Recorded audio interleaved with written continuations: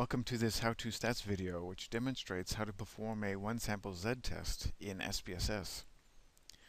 Now, if you look into the internet and you look in textbooks, you'll find that there is no way to actually do a one-sample Z-test in SPSS through the graphical user interface, which is the menus, or some extra inbuilt syntax commands that SPSS has created itself. Really, it's actually not possible to do a one-sample Z-test in SPSS. But what I've done is I've created some easy-to-use syntax myself, which can perform the one-sample Z-test. Now, just to refresh your memory, or to help you know whether you should be doing a one-sample Z-test, I'll just say briefly, we use a one-sample Z-test when we want to test the difference between a sample mean and a population mean, where the population standard deviation is also known. It's quite rare to have data that are consistent with those circumstances, but one case that you do see in the literature where the one-sample Z-test is used is where you compare the mean of a sample against a normative database. And in the example that I'm going to show you today,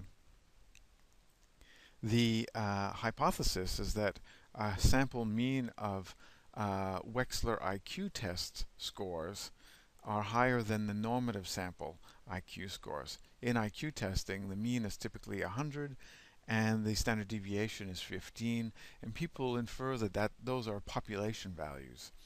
And in this case, I'm going to test the hypothesis that a sample mean of 105 with a sample size of 35 is larger than 100.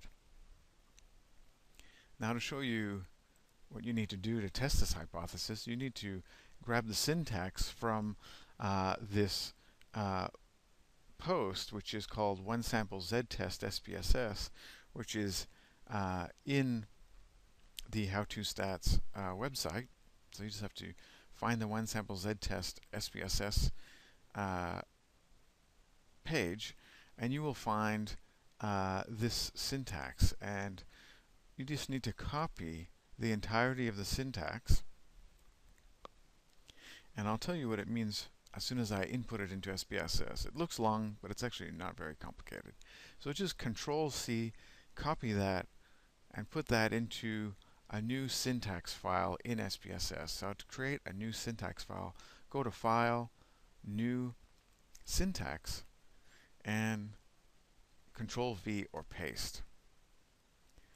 Now, all this information here at the on top is really just explanations of how to use the syntax, but I'm just going to tell you verbally what you need to do. It's actually quite simple.